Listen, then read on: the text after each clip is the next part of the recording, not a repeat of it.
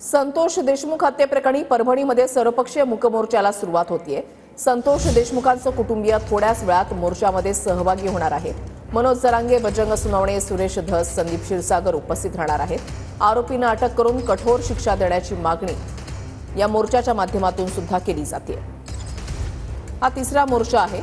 याआधी सुद्धा 2 मोर्चे निघालेले आहेत आणि आता परभणीमध्ये हा मोर्चा निघतोय। संतोष देशमुख यांच्या हत्येला 26 दिवस होऊन गेलेले आहेत। 3 आरोपी फरार होते, त्याच्यामधले 2 आरोपींना पोलिसांनी बेड्या ठोकलेल्या आहेत। एक आरोपी अजूनही फरार आहे। मात्र कठोरातली कठोर शिक्षा या दोषींना झाली पाहिजे, गुन्हेगारांना झाली पाहिजे, अशीच मागणी देशमुखांचे कुटुंबीय आणि या स्थानिकांकडून, नागरिकांकडून केली जाते। रमेश टेणके आमचे प्रतिनिधी आमच्या सोबत आहेत, अधिक माहिती जाणून घेणार आहोत। रमेश, मूकमोर्चाला किती वाजता सुरुवात होणार आहे?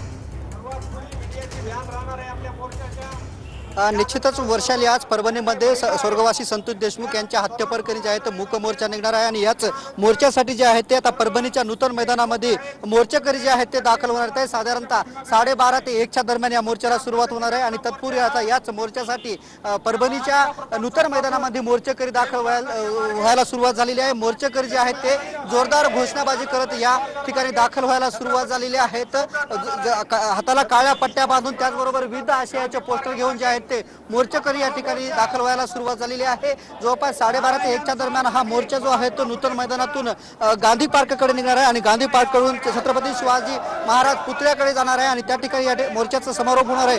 तत्पूर्वी परभणीच्या ग्रामीण भागासह शहरी भागातून जे आहेत ते मोर्चेकरी या ठिकाणी दाखल व्हायला सुरुवात झाली आहे। जोरदार घोषणाबाजी करत मोर्चेकरी जे आहेत ते या मोर्चामध्ये दाखल व्हायला सुरुवात झाली आहे। काय मोर्चेकरी आपल्या सोबत आहेत, काय सांगाल, काय मागणी घेऊन मोर्चामध्ये? या ठिकाणी संतोष देशमुखची जी काही निर्गुण हत्या झालेली आहे, या हत्याचा सर्व केंद्रबिंदू परळी तालुका आहे आणि या परळी तालुक्यामध्ये जे काही महाराष्ट्राचे अन्न व नागरी पुरवठा मंत्री आहेत धनंजय मुंडे यांचा साथीदार म्हणून वाल्मिक कराड या ठिकाणी काम करतो।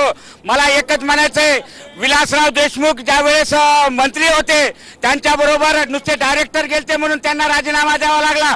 RR आबाला 26/11च्या प्रकरणामध्ये या ठिकाणी ताजमहल मध्ये चुकून एक शब्द गेलता की आज मोर्चा निघणार प्रमुख मोर्चाची मागणी आहे जे की संतोष देशमुखचे आरोपी आहेत, या आरोपीला तात्काळ अटक करा।